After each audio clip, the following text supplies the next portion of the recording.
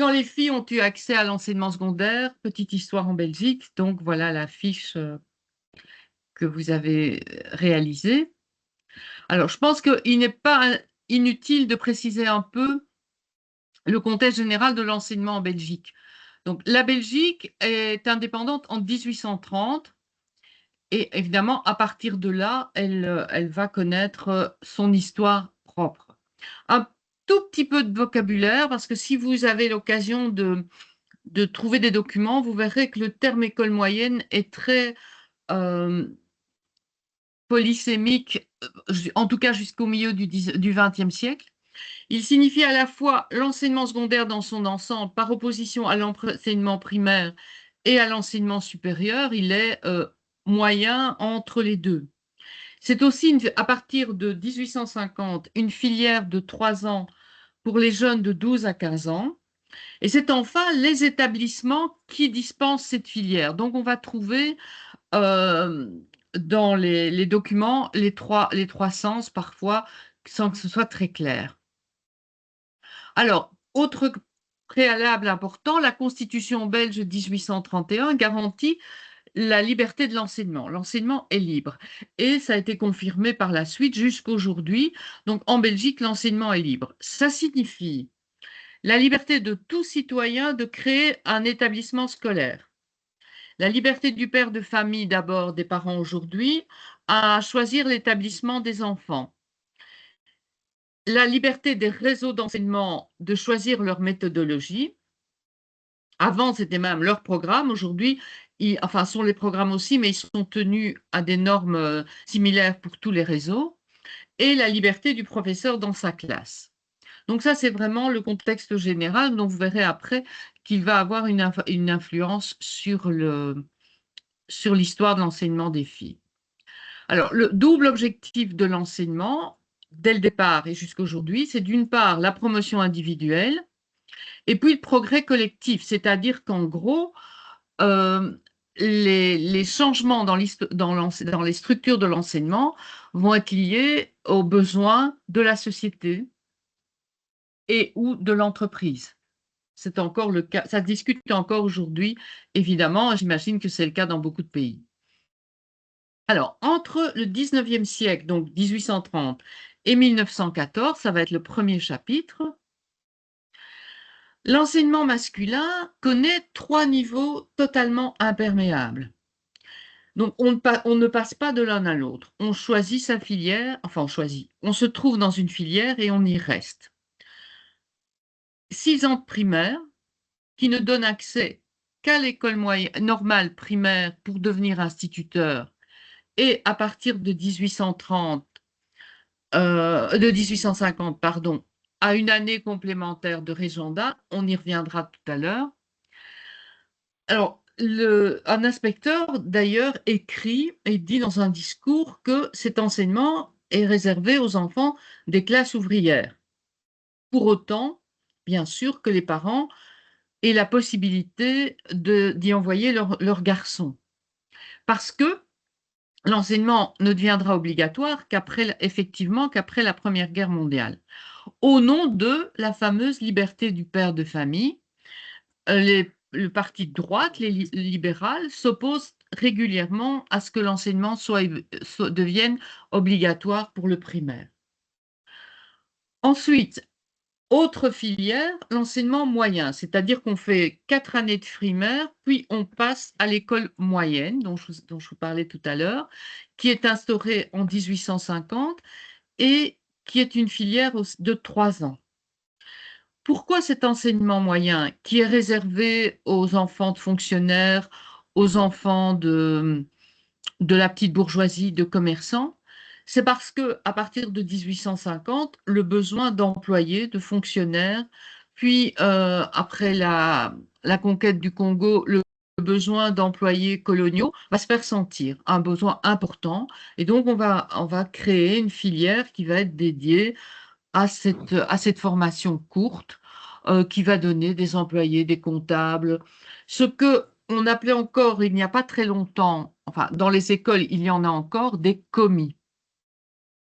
Je ne sais pas, Catherine, s'il y a des commis encore à Condorcet. Moi, à l'Athénée de la Louvière où je travaillais, il y avait un commis. Bon. Et dernière fille. Et donc, de nouveau, cet enseignement moyen donnera lieu à l'école normale primaire et éventuellement au régiondat par la suite.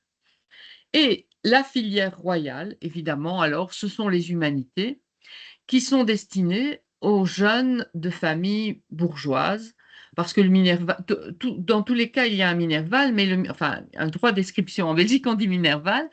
En humanité, il est particulièrement élevé, donc de facto, cette filière ne va s'adresser qu'à un public choisi. Humanité classique, 6 ans, seule voie d'accès à l'université, ou à partir de 1834, humanité professionnelle, mais seulement 5 ans, donc qui ne donnent pas accès à des études supérieures. Voilà le schéma de l'enseignement masculin entre 1850 et 1914. Oui, je précise une seconde. Si vous avez des questions, n'hésitez pas à m'interrompre, bien entendu. Alors, la création de l'enseignement moyen de l'État pour filles, bon, je vais parler uniquement de l'enseignement officiel, donc dit de l'État, et puis de la Fédération Communauté française, Fédération Wallonie-Bruxelles. Elle se trouve dans la même situation primaire, donc c'est la même chose, sauf que être créée en 1850, donc 20 ans plus tard, non, pardon, je me suis trompée, c'est 1880, j'ai oublié de corriger mon PowerPoint, donc 20 ans plus tard, c'est 30 ans plus tard, excusez-moi, c'est 1880, je vais corriger. Un enseignement moyen, on va créer des écoles moyennes pour les filles, même profil, formation de secrétaire, d'employés, de comptables, euh, parce qu'on en a besoin dans les entreprises et que le personnel masculin ne suffit pas. Il faut se dire aussi que c'est une époque où il n'y a pas encore de machine à écrire, ni évidemment de photocopieuses, donc on a besoin d'énormément de personnes pour rédiger. Avec la révolution industrielle, les entreprises, les conseils d'administration, etc., ont besoin d'un personnel important dans le secteur secondaire. Alors, l'enseignement jusqu'à la Première Guerre mondiale, on se trouve avec le nombre d'établissements officiels suivants, au moins 20 Athénées, donc qui donnent les humanités. Je ne parle pas de l'enseignement catholique, il y a les collèges, 20 Athénées, 100 écoles moyennes pour garçons, on crée 50 écoles moyennes pour filles, tout en ouvrant la porte à un enseignement moyen supérieur pour les filles, on va le voir. Il faut savoir qu'il n'y a pas de différence entre le programme pour les filles et pour les garçons à partir de 1897. Du moins, il n'y a pas de différence dans les contenus des programmes. Mais les filles doivent suivre, en plus des programmes que suivent les garçons, des cours d'éducation ménagère, de couture et des choses comme ça. Donc, en gros, 2 heures de cours en plus pour couvrir les tâches naturelles des filles. C'est écrit tel quel dans certains textes. Ah ben ça, j'ai déjà mis, excusez-moi. Voilà le préambule du programme pour filles. Ses objectifs sont d'appliquer les moyens les plus propres à développer chez les élèves les qualités morales de la femme et celles de la bonne ménagère, c'est-à-dire les vertus féminines typiques traditionnelles. Le texte rappelle la vocation naturelle de la femme à être épouse et mère. Chaque instant de la présence de l'élève dans l'école doit être consacré à une éducation morale qui préparera cet état. À cela, il faut ajouter politesse, savoir-vivre, grâce et bon goût. Bon, je vous dis, il n'y a pas de différence dans les programmes. Ça se passera, si on prend le cas du cours de français, dans les textes qu'on va leur proposer, qui seront différents de ceux qu'on propose aux garçons.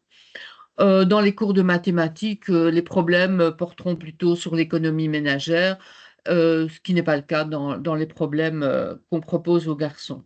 Donc c'est là que ça se situe, même si les attendus sont les mêmes en bout de course. Attendez, parce que là, j'ai un petit problème pour passer à la dia suivante.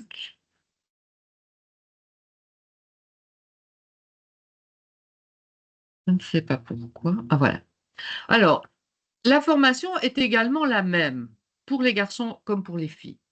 Donc, c'est-à-dire qu'une école normale primaire de l'État est créée à Liège en 1879 pour les filles qui porteront le titre de régente, tandis que le titre des hommes est professeur agrégé, ce qui, vous en conviendrez, est quand même nettement mieux.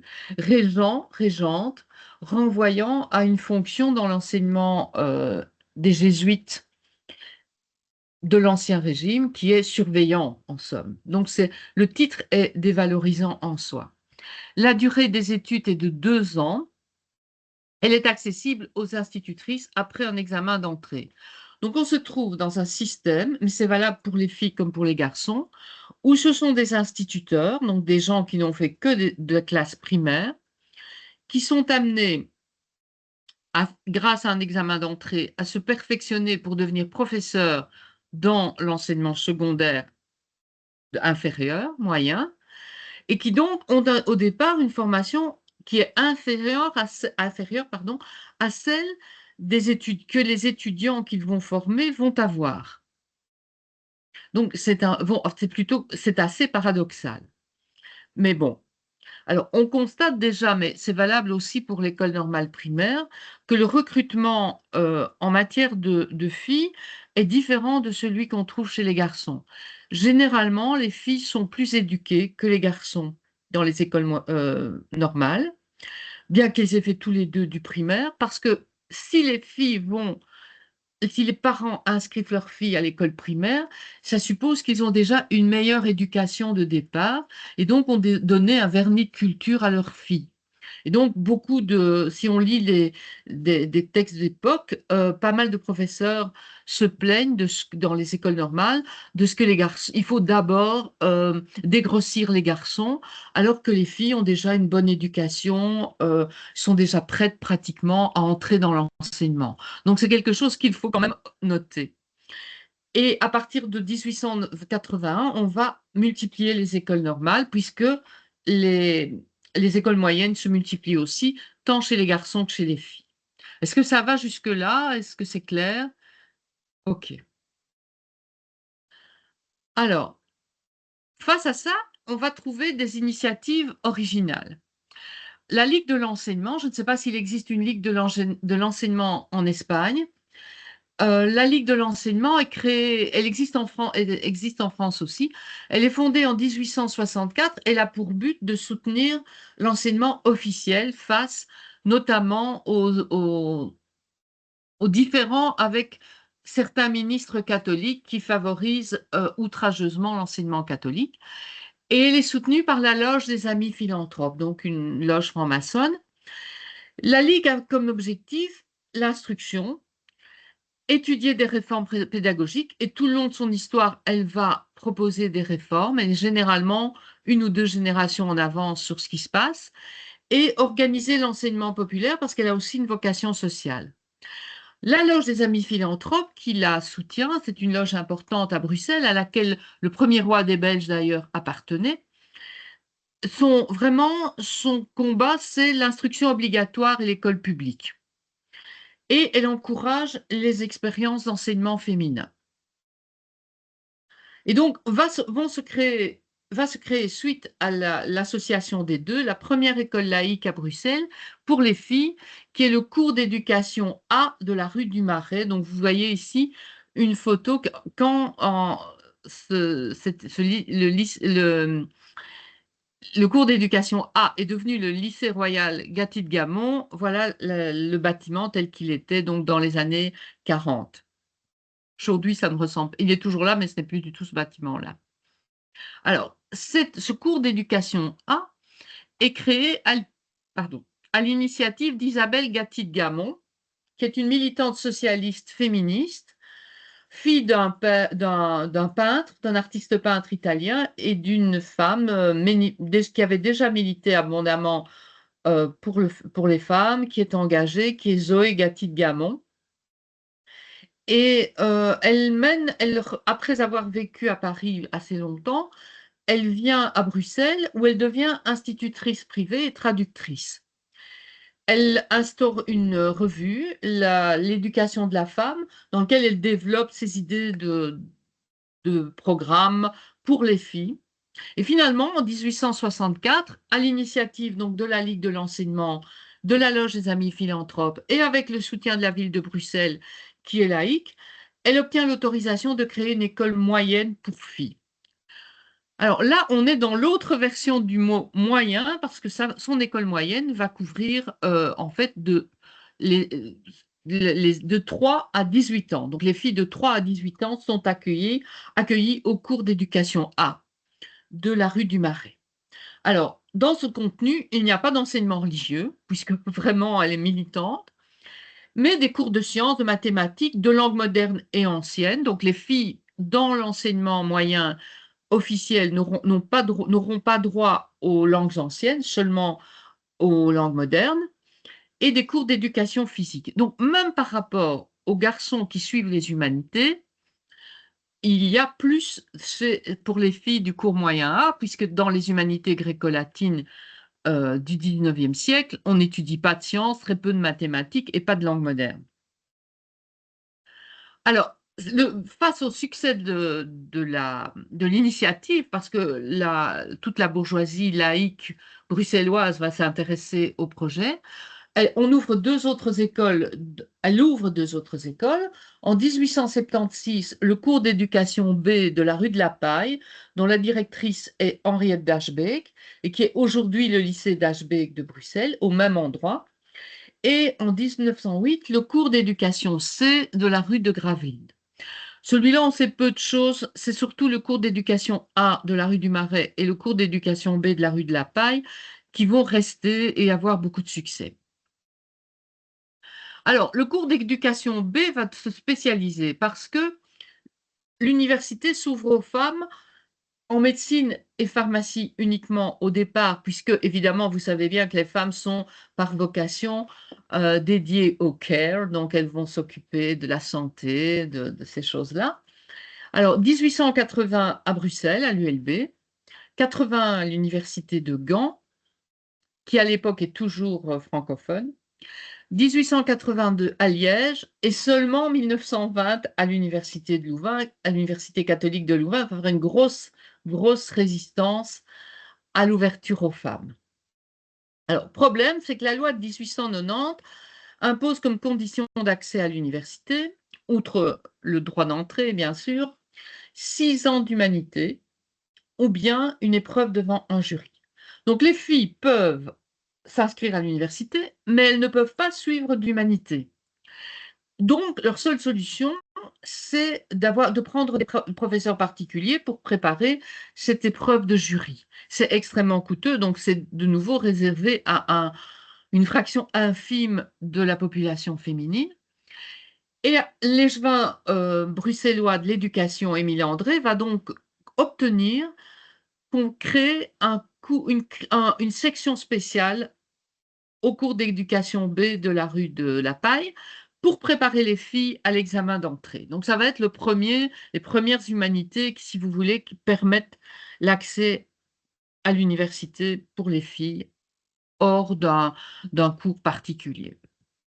Alors oui, ces deux écoles vont être par la suite reprises. Donc, le cours d'éducation A de la rue du Marais est repris par l'État. Ça deviendra, aujourd'hui, c'est l'Athénée Gatti-de-Gamon, qui se situe dans un quartier très populaire de Bruxelles. Donc, c'est une école qui a un enjeu social très important. Le cours d'éducation B de la rue de la Paille devient le lycée d'Ashbeek, qui, lui, est repris par la ville de Bruxelles, qui, jusqu'il y a pas si longtemps, était quand même une école assez bourgeoise.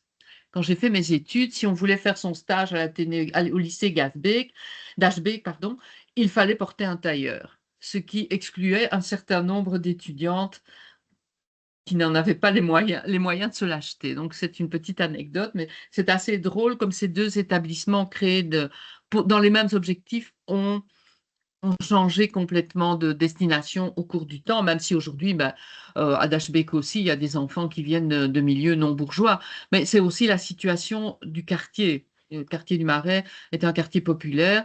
La rue de la Paille est à côté du Sablon. C'est le quartier des antiquaires. Donc, on est quand même dans un autre milieu social. Mais c'est révélateur aussi d'une politique, malheureusement en Belgique, euh, où l'école reste un facteur important de discrimination sociale. Il faut quand même le savoir, comme en France d'ailleurs, et plus que dans beaucoup d'autres pays. Alors, autre initiative, c'est celle de Léonie de Waha, qui crée l'Institut supérieur de demoiselles à Liège. C'est une pédagogue, une féministe militante libérale, et elle fonde son institut peu de temps après le cours d'éducation A, en 1868, avec l'ambition de former des filles de 2 ans et demi à 18 ans. C'est un enseignement d'excellence. Les cours de langue sont donnés par des natives et les cours de la section supérieure, donc qui aussi finalement préparera à l'université, sont assurés par des professeurs de l'université de Liège. Donc, d'une certaine façon, elle reçoit le soutien aussi de l'université de Liège. Donc, il n'y a pas que des conservateurs obtus dans les instances universitaires.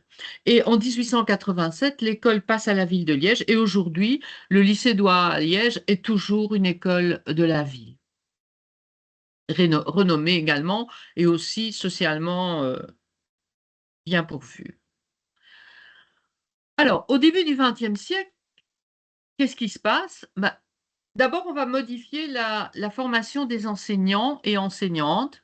Donc, le régenda, qui est vraiment une spécificité belge, va connaître 3 divisions en 2 ans.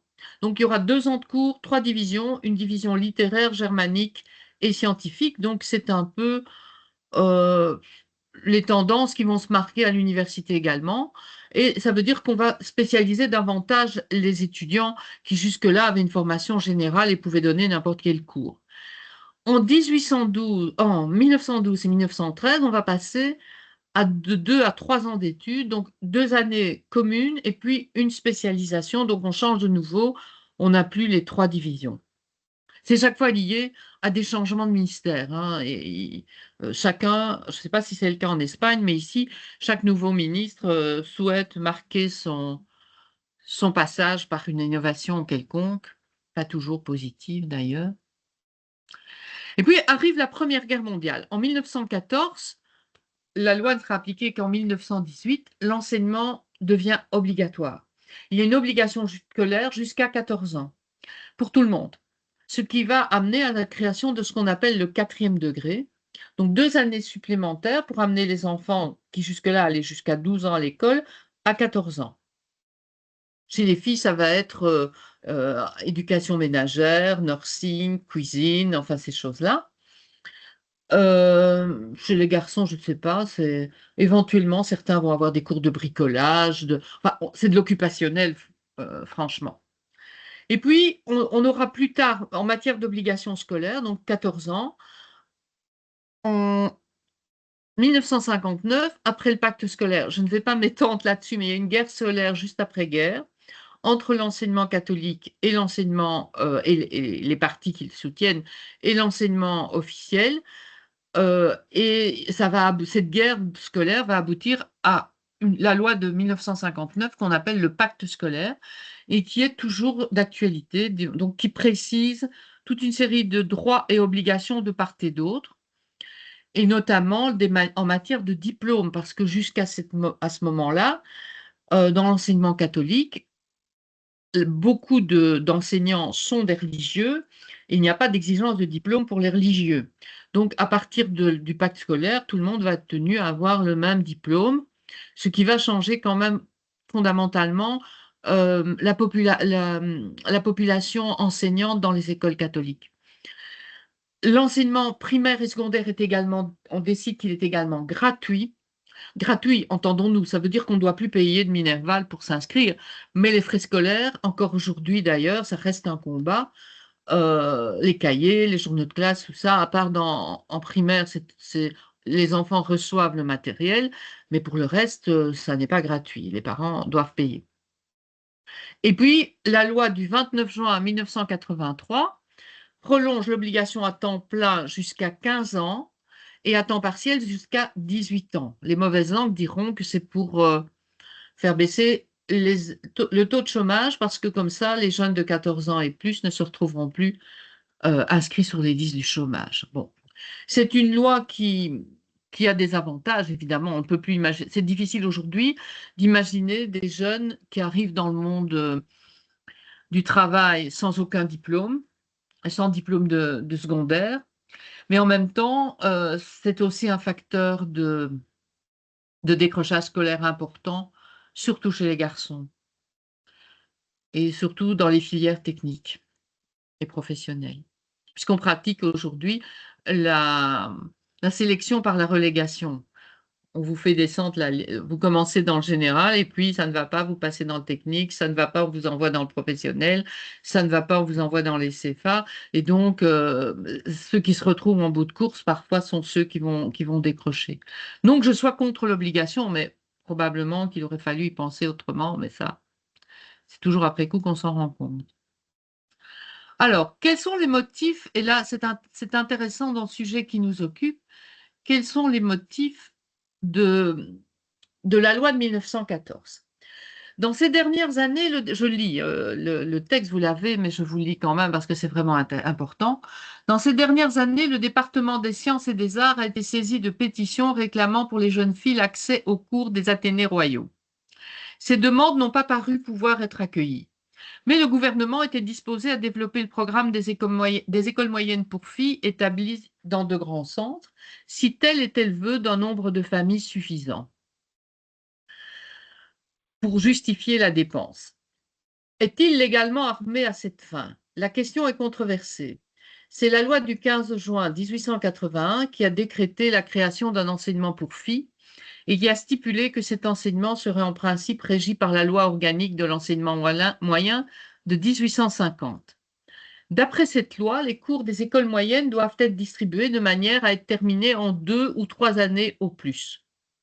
Il semble, d'après cela, que le gouvernement ne puisse prolonger la durée des études. Seulement, le même article 20 se termine par une disposition qui permet au gouvernement de créer, si l'utilité en est reconnue, d'autres cours que ceux figurant au programme légal ou de modifier ceux-ci suivant les besoins des localités. Rien n'indique que ces cours nouveaux ne puissent faire l'objet d'années d'études complémentaires.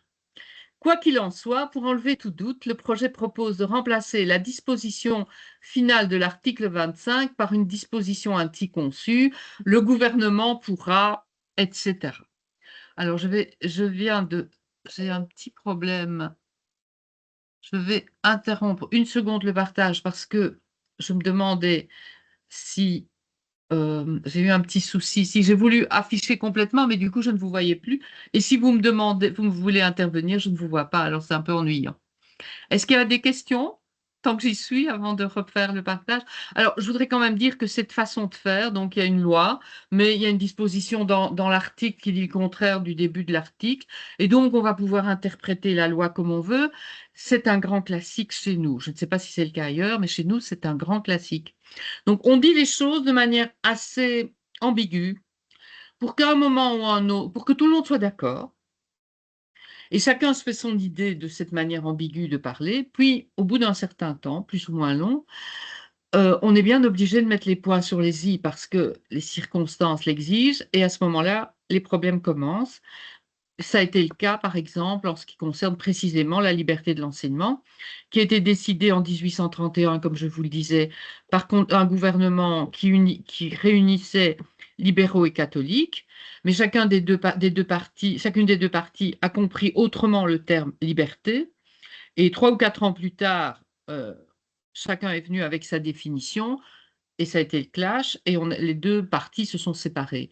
Donc c'est vraiment quelque chose qu'on retrouve régulièrement, qui nous permet de survivre après 150 ans, enfin, donc presque 200 ans, et qui nous permet aussi de passer outre de toute une série de problèmes entre communautés, par exemple. Je reviens donc à mon PowerPoint.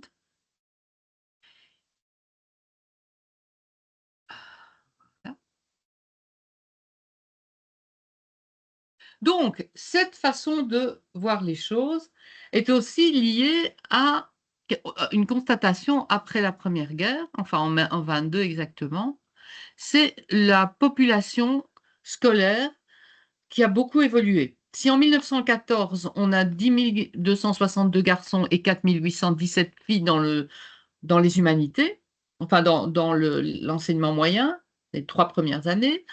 En 1922, on est passé à 26 472 garçons et 11 137 filles. Donc il faut les loger, ces élèves-là, il va falloir inventer autre chose.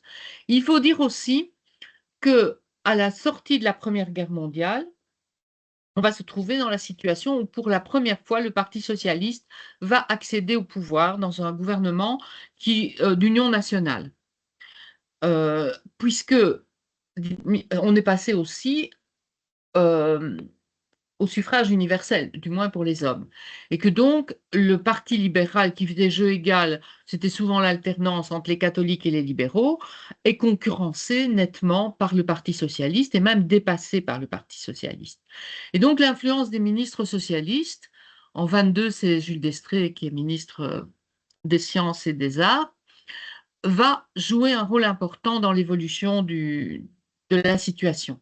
Et donc, face à cette évolution, on décide d'expérimenter une coordination des programmes. Je vous rappelle que je vous ai dit au début qu'on avait simplement primaire, puis école moyenne, humanité, mais qui n'était pas en solution de continuité. Donc, vous ne pouviez pas passer, quand vous aviez fini un cycle, vous ne pouviez pas passer à l'autre. On va commencer à réfléchir à changer cette chose et donc c'est ce qu'on va appeler la coordination des programmes entre l'école moyenne et le premier cycle des humanités modernes.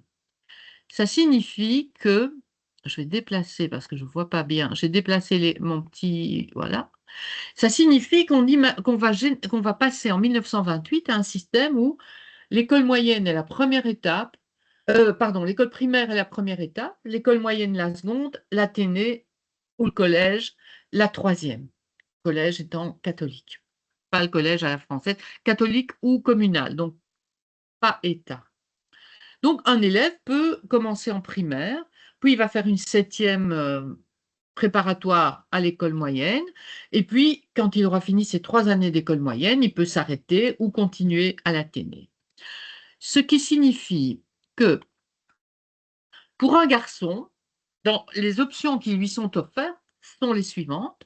Donc, il fait le primaire, une section préparatoire. C'est comme ça qu'on appelle le primaire dans les Athénées. Moi, j'ai encore connu ça. Ce n'est plus du primaire, c'est de la préparatoire. Ce qui signifie que si un enfant suit l'enseignement primaire dans une école communale, mettons, et puis il veut aller dans une école moyenne, il va devoir passer un examen d'entrée qu'on va appeler l'examen cantonal, examen qui est remplacé aujourd'hui par le CEB. Ou bien, s'il vient d'une école catholique, il aura un examen diocésain.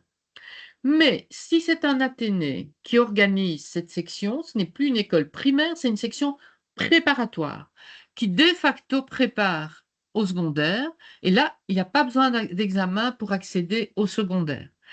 De même, dans l'enseignement catholique, un collège, généralement les collèges sont des collèges jésuites, a une section préparatoire et donc peut avoir directement, les élèves de la section préparatoire n'ont pas d'examen d'entrée dans le secondaire. C'est une finesse, mais dont on ne se rendait pas toujours compte dans ma génération. J'ai appris comme ça que parce que j'étais dans un Athénée, j'avais suivi du préparatoire et pas du primaire. Bon, on joue sur les mots, mais c'était la réglementation à l'époque. Maintenant, il n'y a plus d'examen ni cantonaux, ni diocésain. Il y a un CEB qui est le même pour tout le monde. Donc, on a après un raccord où on aura la possibilité de suivre, donc le garçon en question, il peut suivre 6 années d'humanité ancienne, soit gréco-latine, soit latine simple, qui sont généralement latin mathématique. Ou bien 6 années d'humanité moderne. Donc, ça peut être les 6 humanités modernes qui peuvent se suivre dans une école moyenne ou directement dans l'Athénée. Et puis, 3 années de scientifique ou 3 années de commercial. Après, on va arriver dans les années 60 à une troisième section, à la fois en humanité ancienne et en humanité moderne, qui va être scientifique B, c'est-à-dire là, les sciences vont être séparées entre mathématiques et sciences vivantes, chimie, biologie. Et de même, dans l'enseignement moderne, on aura scientifique A, scientifique B Donc, oui, latin, maths, latin, sciences ou scientifique A, scientifique B, scientifique A, maths, scientifique B, biochimie. Voilà, ça va, tout ça n'existe plus aujourd'hui, donc c'est pas la peine de se mettre martel en tête, mais enfin, c'est l'évolution. Et les filles, donc, en 1928. Eh bien, puisque on a découvert qu'on avait une petite subtilité qui va permettre de leur proposer autre chose, les écoles moyennes pour garçons, éloignées d'une commune où se trouve un Athénée royal, ainsi que les écoles moyennes pour filles, ont la possibilité d'ouvrir des classes gréco-latines ou latines mathématiques qui correspondront aux 3 classes inférieures des humanités anciennes des Athénées. L'article 13 prévoit que le ministre pourra autoriser les jeunes filles à suivre les cours des écoles moyennes de garçons là où il n'y a pas d'école moyenne pour filles. Et dans le règlement organique des Athénées, le ministre peut autoriser les filles à suivre les cours des Athénées royaux. Ça veut dire que de facto, les filles ont accès aux humanités modernes comme latines, peuvent aller à l'Athénée, peuvent suivre les cours de latin dans des écoles moyennes de garçons, tout est possible. Je voudrais vous dire que je n'ai trouvé nulle part, et j'ai cherché, je n'ai trouvé nulle part de mention à un moment dans la loi, voire dans les règlements organiques, qui dit qu'on crée des humanités, que les filles et les garçons sont à égalité. Il n'y a pas de texte qui instaure l'éducation des filles jusqu'en sixième, première secondaire à l'époque, sixième aujourd'hui. Voilà, c'est de facto, il n'y a pas de texte qui le dit. Par cette entourloupe, on amène les filles dans le circuit, mais à la limite, on pourrait dire aujourd'hui, oui, mais attendez, il y a pas de base légale à l'existence des filles à l'école, donc elles n'ont plus le droit, quoi, pourquoi pas. Alors, je ne sais pas si vous vous rendez compte que ça introduit une autre notion à partir du moment où les filles vont aller suivre les cours de latin dans une école moyenne ou dans un athénée pour garçons. C'est la notion de la mixité. Alors, on va y revenir, mais la mixité de facto apparaît par ce biais-là. Jusque-là, seulement le maternel était mixte. Après, on sépare nettement.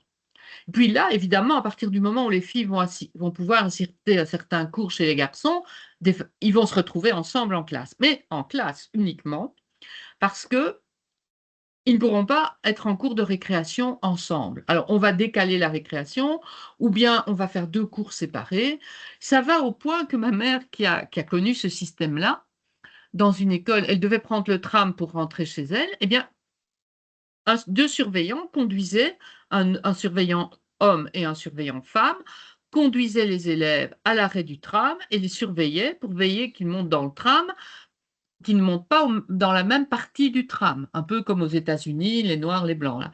Donc les filles et les garçons ne pouvaient pas être dans la même partie du tram. Évidemment, le surveillant ne les accompagnait pas jusqu'à la maison, donc dès que le tram avait démarré, bon, ils se mettaient où ils voulaient. Mais c'était quand même comme ça que les choses se passaient. Et donc, ben, c'est passé comme ça, mais ça, c'était dans les années 40, 50. Après, l'école moyenne, c'était mixte par nécessité. On n'a pas plus pris la peine de détacher un professeur un surveillant pour les suivre. Bon, alors, pour le personnel enseignant, c'est pareil. Théoriquement, des hommes enseignent aux garçons, des filles enseignent aux filles. Mais à partir du moment où les filles vont dans une école de garçons, elles vont avoir cours avec des hommes. Mais il n'y aura pas d'hommes dans les écoles de filles avant un certain temps. Alors, petit à petit, les écoles moyennes pour filles, après la Deuxième Guerre, deviennent des lycées. C'est une question de quantité d'élèves, de population. À partir du moment où on a beaucoup d'élèves, bon, on va dédoubler d'une certaine façon. Il y aura un lycée pour les filles, un athénée pour les garçons. Dans les villes où il n'y a pas assez d'élèves pour avoir les 2 établissements, il y aura un athénée ou mixte de fait. Alors, autre point, en 1964, c'est la loi d'omnivalence des diplômes. C'est une autre évolution qui dit que maintenant, quelle que soit la filière que vous suivez, vos diplômes sont équivalents. Et pour accéder à l'université, vous devrez passer un examen qu'à l'époque, on appelait examen de maturité. La différence étant que les humanités techniques devront passer forcément l'examen de maturité au jury central. Le technique n'organise pas le jury central. Je n'ai pas parlé de l'enseignement technique parce que l'enseignement technique est très très récent et c'est la fusion de toute une série de filières différentes et c'est assez compliqué.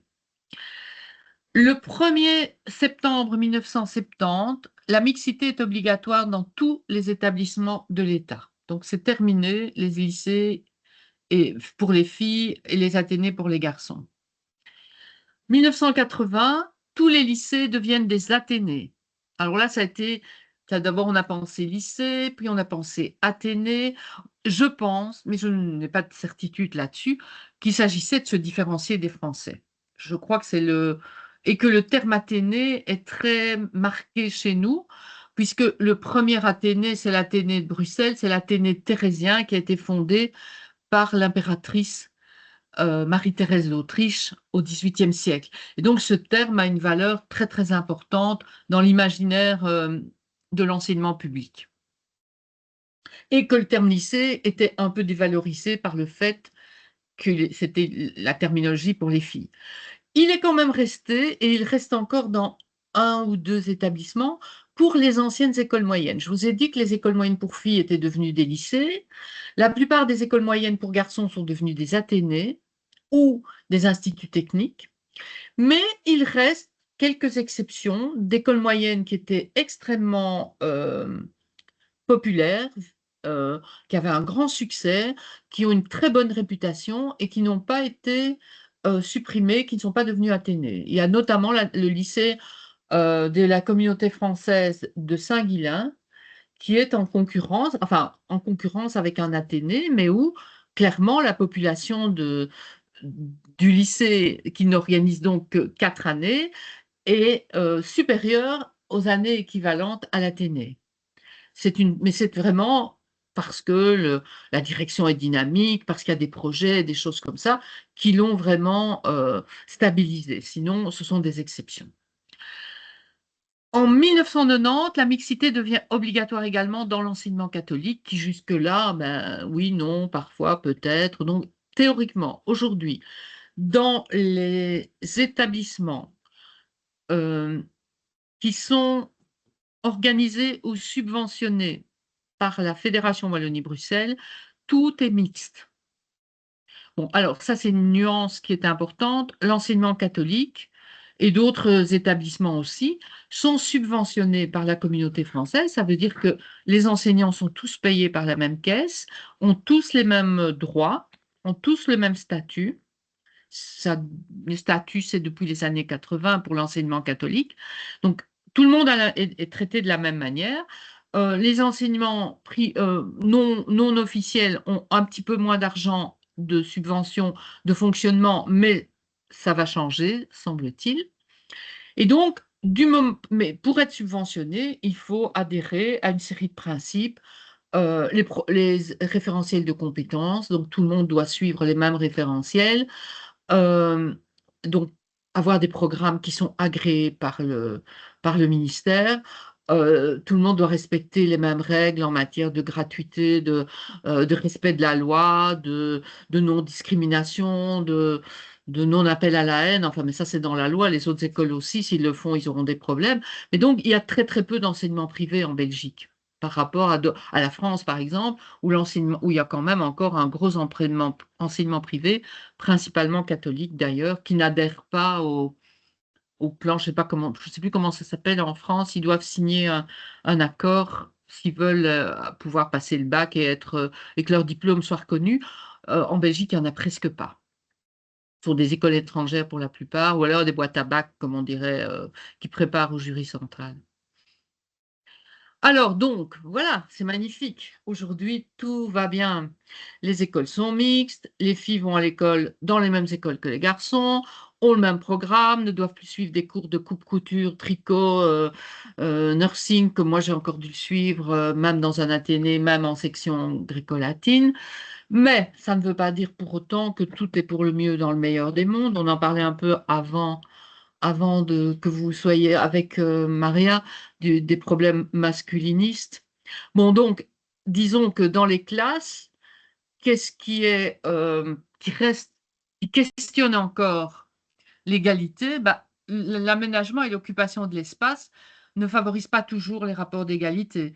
C'est vrai à l'intérieur, la place des élèves, la décoration peut être plus ou moins genrée. Et c'est surtout vrai à l'extérieur, dans les cours de récréation. Il y a pas mal d'études qui sont faites assez régulièrement sur l'occupation de l'espace, où clairement, bah, la cour de récréation, c'est souvent euh, un terrain de foot avec des bancs tout le tour, les filles sont assises ou bien sont en groupe. Il y a de gros efforts qui sont faits quand même aujourd'hui, on prend conscience de cette difficulté-là, mais ça reste un problème à tous les niveaux de l'enseignement, aussi bien en primaire que dans le secondaire. La mixité ne règle pas tous les problèmes. Il semblerait que dans les classes, surtout dans les classes de sciences, les filles soient un peu en retrait par rapport aux garçons quand il s'agit de prendre la parole, d'oser. Est-ce vrai? Je ne sais pas. D'autre part, les filières restent quand même très genrées. C'est très difficile aujourd'hui encore d'amener des filles dans des filières scientifiques ou dans les écoles techniques, dans des filières du type mécanique automobile, menuiserie, gros œuvres, etc. Il y a des filles, mais elles restent minoritaires. Les interactions en classe sont parfois problématiques. La gestion du temps de parole. Je ne sais pas si vous connaissez le clip d'Angèle, Balance ton poids, où on voit les hommes prendre la parole, oui, mais enfin, etc. C'est le cas dans la classe. Les garçons ont... Et les professeurs sont très tentés de donner la parole plus souvent aux garçons qu'aux filles, ou l'inverse. Moi, j'avais une collègue, les garçons étaient de facto défavorisés, étaient un peu misandres, mais bon, c'est rare, c'est plutôt l'inverse qui se passe. Les attentes ne sont pas les mêmes des professeurs à l'égard des filles et de certains professeurs à l'égard des filles et des garçons. On accepte plus volontiers un langage moins choisi chez les garçons que chez les filles. Il y a parfois une violence qui existe, qu'on tolère. Et même, et là, c'est mea culpa, moi je l'ai vécu, quand on choisit des livres à faire lire. Moi j'étais professeur de français dans le secondaire. Ben, je donnais rarement de la science-fiction parce que je n'aimais pas trop. Or, je me suis rendu compte à un certain moment que les garçons étaient très demandeurs de ça. Et donc, on est quand même soi-même très influencé par ses goûts, par sa propre formation, éducation, etc. Donc, ce sont des choses auxquelles il faudrait certainement rendre les futurs enseignants attentifs. Et alors, les manuels scolaires ne sont pas neutres, il reste quand même, il y a quelques années, une brochure de l'Institut de l'égalité des chances, qui servit à l'égalité des chances, qui montrait bien combien les manuels restent très marqués par les rôles traditionnels, par exemple, hommes et femmes. C'est particulièrement vrai dans les classes des manuels primaires, mais aussi dans la représentation. Si on montre dans un manuel de sciences, on va voir beaucoup plus de garçons, enfin, ce genre de choses. Donc ça reste, il y a encore un chantier euh, à aborder et à défricher. Voilà. Et alors, si vous avez envie d'aller plus loin, bah, si vous avez envie de lire ce qui est sorti de ma thèse, mais ça ne parle pas vraiment beaucoup de l'enseignement féminin. Sinon, il y a un livre, une étude de Laura Dispourio du côté des jeunes filles, Discours, contre-modèle et histoire de l'adolescence féminine. Ça parle plus largement de l'adolescence, mais ça aborde évidemment aussi l'enseignement. Vous pouvez aller voir sur le site de l'égalité filles et garçons toute une série. Bah, c'est de là que j'ai pris le dernier slide que vous venez de voir, tout ce qu'il y a lieu de faire comme remarque quant à l'égalité effective.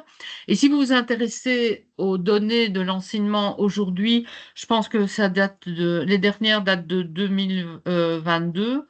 On a toutes les statistiques, y compris sur le nombre d'étudiants, la réussite à l'école, et clairement, là, les filles performent mieux que les garçons dans le secondaire. Et puis, à l'université aussi, mais seulement, il y a le plafond de verre, il y a toute la difficulté d'accéder à des postes importants parce qu'on est une femme, parce qu'on va avoir des enfants, parce qu'on a autre chose à faire, etc. Et bien sûr, aujourd'hui, il reste ce problème des discours masculinistes qui malheureusement, sont en train quand même de prendre beaucoup de place. Je ne dis pas qu'ils sont majoritaires, mais quand même. Donc voilà, je vous remercie.